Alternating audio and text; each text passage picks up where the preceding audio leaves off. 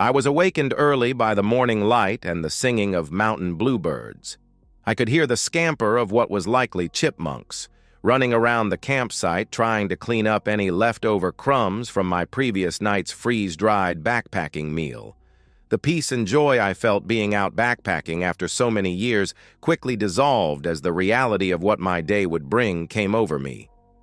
The air was crisp and cool up here at 6,000 feet, and as I exited the tent, I was engrossed by the beauty of the alpine lake, ringed by snow-topped mountains at my camping site. I wanted to stay longer, wished I could throw out my fishing line with a spinner or a fly attached, but I knew that today was the day I had dreaded for the last month, the confrontation that I needed to face quickly and with finality so I could begin again. I made some semblance of an egg-sausage breakfast over the propane stove, along with some thick black coffee. As I sat and finished my fuel for the 6-mile hike out, I marveled at how beautiful and peaceful this moment in time was. I reminded myself that yes, there can be beauty and enjoyment of life on the other side if you just keep moving forward with the right attitude. I knew I would certainly be getting back into camping, hiking, fishing, and sailing. Just some of the hobbies I had let slide over my 23-year marriage to the love of my life. Well, make that the person I once thought with all my heart was the love of my life. Now I hoped there would at some point be another. The hike down was pleasant and uneventful, and I came across no one on the trail or parked at the trailhead as I packed up my car with my gear and started to drive out to the main highway. I turned my phone back on after being off-grid for the last 3 days and knew that when I got into range of a cell tower, the texts, voicemails, and emails would begin. As I pulled out onto the 2-lane paved county road, I got the first beep of a text, and looking down saw it was from my 21-year-old son, Ryan. Ryan and I were not only father-son, but we were now actually the best of friends and confidants, having passed through the trials and tribulations of his wild teenage years and come out the other end respecting and loving each other greatly. Ryan's text was short and to the point. "Dad, I love you and support you. Good luck today and stay positive. Somewhere, sometime, there will be a light at the end of this tunnel." His pledge of support brought a tear to my eye and helped me justify what I had to do. The next text message that I opened was from my daughter, Krista, and it too was a promise of backing and love. "Dad, I wish I could be with you and hug you and tell you it will all be okay. You have been the best father we could have ever imagined and always put us first. Now you need to put yourself first, whatever that may be, and know that Ryan and I love you and will always be there for you." Krista had always been a daddy's girl, and although she was the spitting image of my beautiful wife Linda in her younger days, Krista had my quest for adventure, love of the outdoors, and a crazy sense of humor, none of which Linda had as attributes. At least I had been blessed in my 23 years with children that I loved and respected, and would be the best legacy I would ever leave behind at the end of what I hoped would once again be a happy and fulfilling life. I pulled into a rest stop to give my texts, emails, voicemails, and missed calls a thorough review. There were 10 missed calls from my wife over the last 3 days, the first 7 or so likely from her 3-day banking seminar and supposed business trip to Vegas, and the last 3 appeared to be from her return yesterday evening, and then again this morning. I could imagine how angry she was when I wasn't at the airport to pick her up and when I didn't return any of her calls or texts. I didn't bother with the voicemails. I deleted them all and moved on to the balance of my incoming messages. Sure enough, Linda had texted me about 20 times over the course of the last 3 days, and again, I had not returned a single one.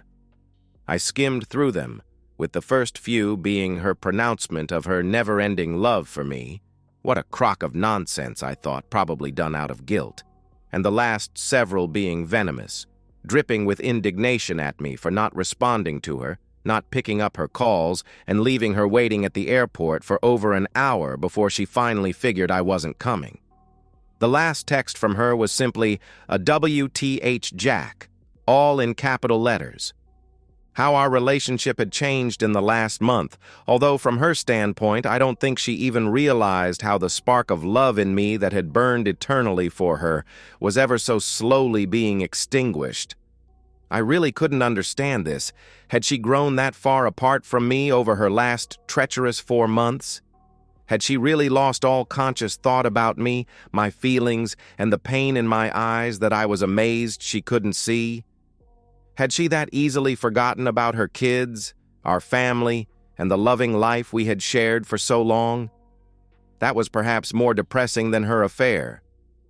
Linda was still beautiful at the age of 44 and had incredible curves, shapely legs, pert and firm breasts, and knew how to work her body for whatever the occasion was, be it flirting at a social event or playing the role of the rising star banking professional in the trust department of U.S. Commerce Bank. I had always been proud to be seen with her, and I enjoyed the way men would stare at her as we walked by, barely able to contain their lust and take their eyes off of her.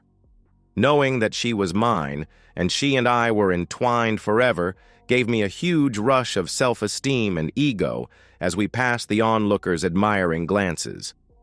I told her how beautiful and desirable she was, but she would always counter that she was getting old, and she just didn't feel as young, vibrant, and beautiful as she once was. I could tell this bothered her, and I would try to assure her that her light was getting brighter, not dimmer, but she would just disregard my compliments by saying, "You just have to say that 'cause you are my husband and you love me." Perhaps the why for all of her lies and deceit was buried in those feelings of fleeting and lost youth, but I was pretty sure I would never know. Maybe she wouldn't either. Whatever the reason, her younger boss, John Monroe, had somehow become the new light of her life, at least in a sexual way, if not in a boring but dependable best friend way, which I was now evidently relegated to. Although to me we had even passed beyond being friends, but again Linda never noticed it. John Monroe was wealthy as the vice president of the trust division, and he was lean, tall, and so self-confident that I found him obnoxious the few times I met him. But Linda thought he was the epitome of a great leader. At least that was what she used to say when we used to discuss her work life and him. But that abruptly stopped 4 months ago also. Looking back, I now assumed that was the start of her affair, the beginning of the end of 23 years together. I shrugged off my depressive thoughts, looked back at my phone, and with an angry snarl, I deleted all of her texts and then went on to my emails.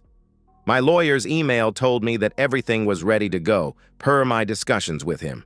I also noticed that I had a Snapchat, and I opened it up to read, "The person you were interested in had a severe accident while being mugged. 1 crushed testicle and a shattered knee." When I closed the chat, it immediately erased itself. The next email I reviewed was confirmation that my resignation from work was accepted, and my 401k and stock options had been liquidated, and the proceeds moved to my new checking account. I was flush, at least for a few years, although the tax bite would hurt. But I really didn't care. I needed to leave. I was getting ready to pull out into traffic when the phone rang, and I saw it was Linda. I decided that there was no time like the present, and equated it to pulling off a Band-Aid. It had to be done quickly and with conviction. I pulled over to a corner of the rest stop, turned off the car, and answered the phone in as non-emotional way as I could muster. "Hey, Linda, what's up?" I asked. "What's up?" "What the hell do you mean, what's up? First of all, where are you? You weren't at the airport to pick me up, and you weren't home all night. You didn't even leave a note, and you haven't answered any of my calls or texts since last week. What the hell, Jack? You tell me what's up." "Gee, Linda, I didn't think you would really care either way if I answered or not, or if you saw me or not. I figured you would be relieved that I wasn't home. That way you could clean yourself up and get back into character before you saw me, the kids, our friends, or your parents. Isn't that how you make your double life work?" "What? Why would you say that, Jack? I don't even understand that. What double life? You know I have to travel for work. And by the way, why aren't the kids answering any of my calls or texts? And where is our king mattress from the master bedroom? I had to sleep in the guest bedroom last night. Jack, what the hell is going on, and where the hell are you, and why did you leave me stranded at the airport? I feel like I am in the twilight zone and nothing is making sense. Linda, you are in a type of twilight zone that you chose to put yourself and our whole family into. Linda's anger and aggressive verbal onslaught was trailing off as her confidence must have started to sink and her worst fears started to surface. What? What the hell does that mean, Jack? Where are you and what's going on? It doesn't matter where I am or where I'm going, but I'm out of town, Linda, and I've been too busy the last week to answer your texts and calls. I've been pretty busy trying to figure out how to move on from a major betrayal in my current life and move into my new life.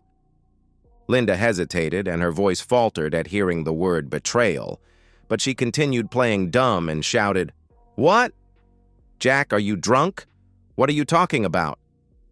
First of all, Linda, tell me, how was your 3-day banking conference? Did that jerk John get to sleep with you every night and morning or just the 3 nights?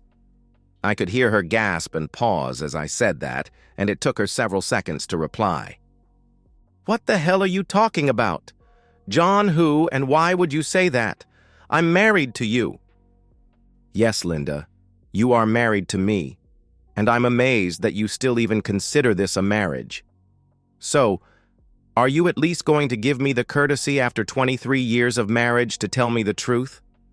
I know you have had no respect or concern for me or your family for the last several months, but now that the lies and deceit are out in the open, how about being honest about it? Linda replied in a shaky and soft voice. Jack, I don't know what you are imagining, but you are wrong. I only love you. There is nothing going on with John Monroe and me. Oh, well, at least you now admitted to knowing which John we are talking about. For a moment there, I thought there was more than one John. Linda, tell me truthfully, did you think you would never get caught, or did you just not care? Were you working up to tell me that you wanted a divorce and loved someone else? It would have been so much easier for everybody if you had just had the courage to let us know before lying and cheating behind our backs. Jack, Linda shouted, and I could hear the catch in her voice as she started crying. Don't even mention the word divorce. Please believe me, I only love you. Please come home so we can talk about this. Nothing is going on. How could you think otherwise? Apparently, Linda was convinced that I had no proof and was bluffing, so she was going to keep up this charade. So, I guess that means you never slept with Monroe in our bedroom on our now missing king-sized mattress? No, of course not. What the hell are you talking about? Linda, hold the line for just 1 minute, will you? With that, I pulled up the photo of John Monroe with Linda from behind as she was on all fours. She looked like she was in ecstasy, and judging from the intense look on his face, he was apparently putting everything he had. This was one of many photos and videos I had from the button camera hidden in plain sight inside the dresser clock that I had bought a month ago when I was alerted to her affair. I texted the photo to Linda and hopped back onto the call. Linda, pull up the photo I just sent you. Are you telling me that isn't my loving wife being intimately engaged in my master bedroom, on my king-sized mattress with no protection, by her boss? I could hear her drop the phone and cry out in agony. Oh God, no, Jack. Please. It was a mistake. It only happened once. It didn't mean anything. It was just a fling. Just the excitement of someone younger who wanted me so badly and made me feel beautiful and young again. It was a one-off, and I truly never meant for it to hurt you. Oh God, I'm so sorry. But Jack, if... I cut her off by yelling into the phone. Linda, look out the back window in the middle of the backyard. Do you see that pile of charred wood, metal, and ash? That's our king-size mattress. That is symbolic of how you torched our marriage, how you betrayed our family, how you humiliated me. When did you start hating me enough to hurt me like that? When did you decide that you no longer cared about my love or our family's love? When did you decide I was no longer worthy of your respect or honesty? When and why did you decide to throw us out like the morning trash? Jack, please, please forgive me. I love you. I don't hate you. I could never hate you. I want to spend my life with you. It was an accident, a bad mistake, and it was just the one time. It was me being selfish. It was never anything lacking in you. Please, Jack, come home and talk to me. Linda, the kids and I have had enough of the lies and deceit. Can you just finally be honest with me? Is this why the kids won't answer my calls? Jack, did you tell them and turn them against me? How dare you, Linda? I didn't do anything to turn the kids away from you. You did that all on your own. Well, that is you and your love buddy. This is all you. Your selfish, self-centered attitude and your need for someone else's love is what has put you in the twilight zone and what has taken our whole family and destroyed it and pushed us all away from you. And no, it wasn't me that told the kids, it was the kids that told me. How pathetic is that? I would have never thought you could lie and cheat on me and throw us away so easily. At least now stop lying. It wasn't one time. It's been going on for at least 4 months, judging by how you have cut us all out of your life emotionally. And the sad part is you didn't even realize it. You quit talking with us, quit looking at me, quit making love to me except for the rare mercy intimacy. You disgust me. Jack, it didn't mean anything. It was just intimacy, just the one time, and just a short lapse in judgment out of a 23-year marriage. It's you I want, not John. Please believe me. Linda, hang on. I pulled up the next picture from my phone, the one where Ryan had come home unannounced to pick up some tools, and heard his mother and Monroe going at it. He had quietly snuck up to the open door of the master bedroom, reached his phone around the door jamb, and took several pictures and some video. He was so distraught. He didn't tell me for 2 weeks, until Krista and he finally decided I had the right to know, so they called me together and told me, and we all cried and were physically sick at watching the treachery of their mother, my wife, with her boss. That was what prompted me to buy the spy camera. I texted that photo to Linda, too. Linda, open your phone again. This is the first time any of us knew about you and your boss. Although the way you severed all emotional ties to me 3 months prior to this picture, I am pretty sure you have been lovers for a long time. Linda, Ryan was the first to discover the truth, and he took this picture of you with Monroe, clearly caught in the act. How the hell do you think your son feels about you after seeing that betrayal by his mother? Do you think that might have pushed him away, and that you might have lost his respect, and that of Krista's, when they looked at these photos and tried to decide whether or not to tell me about your cheating behavior? Do you think you have an ounce of credibility or respect from them now? Do you know how painful it was for them to tell me that you were a cheating woman, and how hard it was to hear them cry their eyes out as they watched you shred our marriage and destroy our family? Just stop with the lies about how it only happened once, and how it hasn't been going on for months, and how you didn't have him 6 or 7 times on this last business trip. I'm hanging up at your next lie. No, Jack, please let me explain. I could hear Linda bawling her lungs out, and I imagined her crumpled on the floor as she was finally understanding what her lies and betrayal had done to hurt her family and herself. Oh God, Jack, I'm so sorry. Please, you have to forgive me. I went insane, but it is over now. It was just cheap intimacy, and it felt so exciting to be wanted and to be sneaking around in an illicit affair. I felt young and desirable again. But there was no love, and I didn't ever want to hurt you. But I don't know how I couldn't see that I was. I didn't even realize how I had pulled away from you and the kids, and I'm ashamed to say that it's just now that I am waking up and I see myself as some other person in a horror movie or nightmare, and I hate myself for it because I love you and them and our life together. Oh, dear Jack, please come home so I can make this right. I need to make us a family again. Linda, there is no us. We are done. You can't possibly believe you really loved me after the hurt and mental damage you have done to me.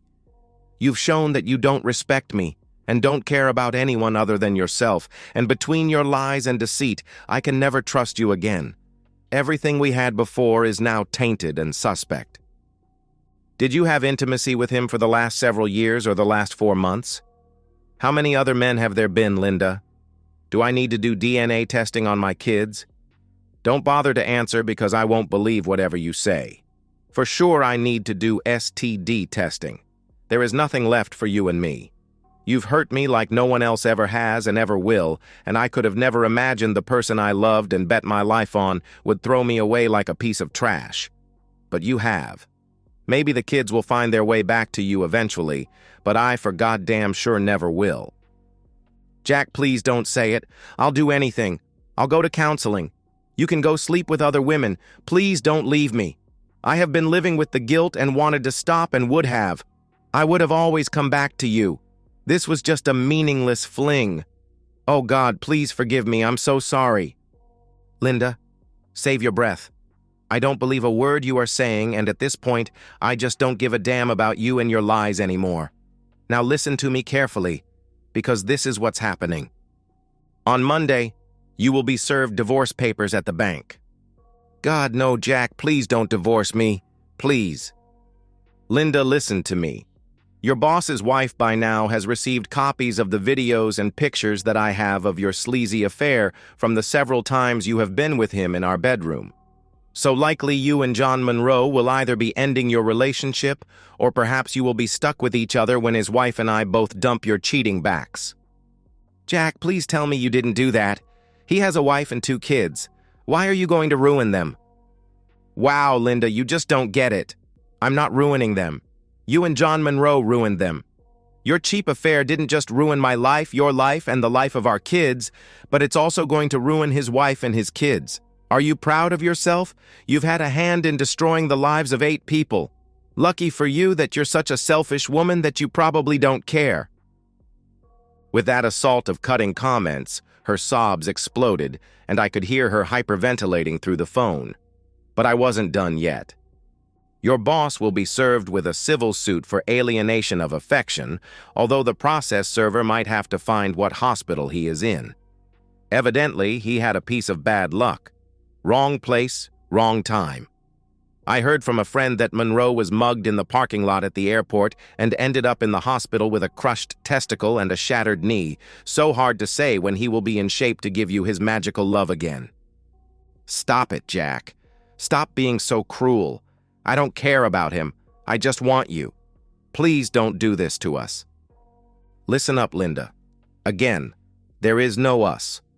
Hard to say if your boss and you will have jobs by the end of next week, because I also sent these pictures to the president and board members of U.S. Commerce Bank, along with an alienation of affection and a sexual harassment suit. If they want to settle, I'll try and make sure you stay employed, but I'll demand that they fire him for cause. No, Jack number. Do you hate me so much? Linda, you are the one who showed your hatred for me by your betrayal, the lies and the disrespect. You took my love for you that I cherished and ripped it out of my soul. I'm just trying to reclaim some self-respect before our lives separate and we go in different directions. At this point, Linda was crying so heavily and uttering screams of disbelief and denial that I wasn't sure she could listen to me anymore. I was losing my pent-up anger and was feeling pain and remorse for what I was putting her through because I knew I still loved her, even as I knew I also hated her. It was a very unsettling bunch of emotions ripping at my soul, but overall, I was determined that I would have my revenge and that I would mortally wound her for what she had done to me. Linda, we are almost done. Try and concentrate on these next few items. I have taken the $125,000 we had in savings and used $25,000 to prepay the next 2 years of Krista's college.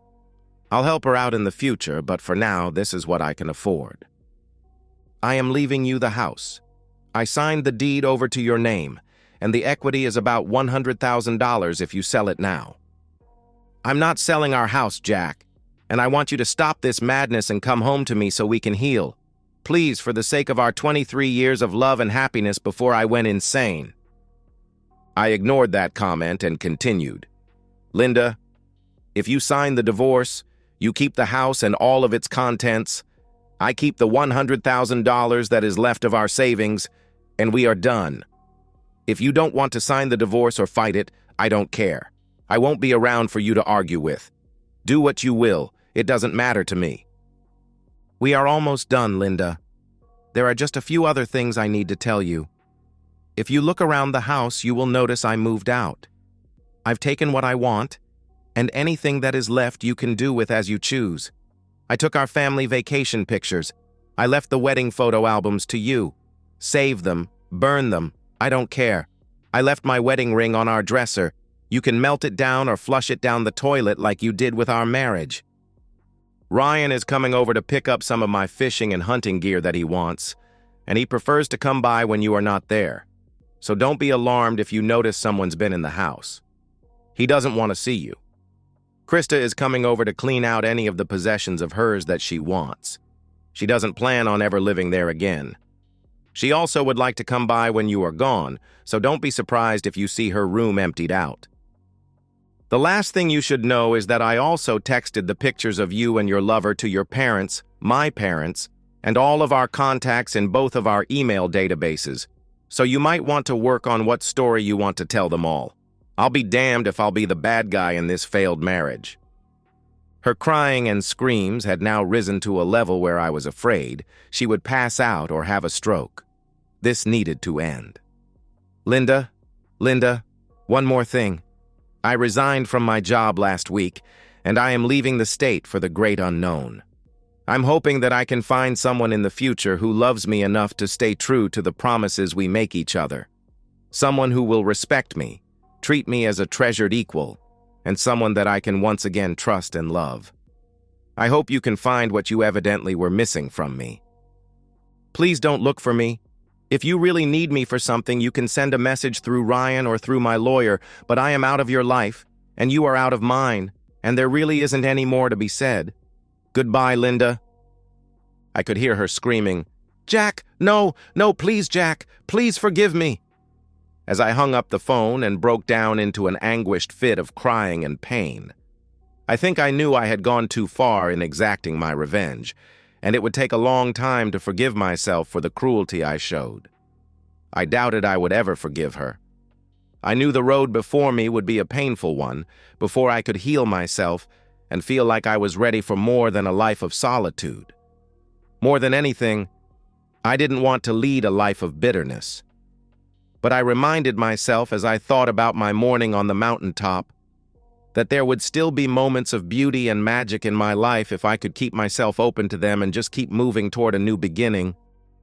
And so, we've reached the end of today's story. Was it what you expected, or did it take a twist you didn't see coming? I'm curious to hear your thoughts. Share them in the comments below, and let's get a conversation going. If this story kept you hooked, make sure to hit that like button. And if you're new here or just haven't subscribed yet, now's the perfect time to join our community. I bring you fresh, captivating stories every day, so click that subscribe button and turn on notifications so you never miss out. Thanks for watching, and I'll see you in the next one.